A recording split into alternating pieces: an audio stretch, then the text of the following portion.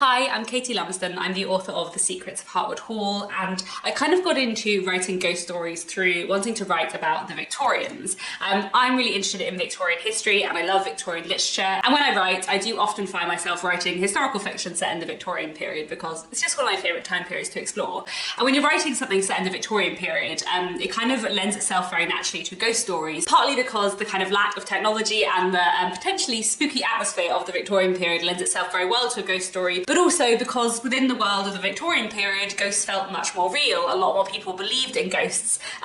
There was the Spiritualist movement in the late 19th century, which was sort of almost making ghosts and the belief in ghosts into a science. And I feel like the way the Victorians thought about ghosts was so different to the way we think about ghosts. And I feel like the difference between the way we think about ghosts in the modern world and the way the Victorians thought about ghosts makes for a really interesting ghost story if you want to write something set in the Victorian period. My novel, The Secrets of Hartwood Hall, is a little bit of a ghost story and definitely owes a lot to other ghost stories. And I feel like that's something that sort of came naturally when I started writing a book set in the Victorian period, that I wanted to be a little bit of a mystery and to have a kind of complicated, rich atmosphere. I sort of naturally fell into writing a bit of a ghost story too.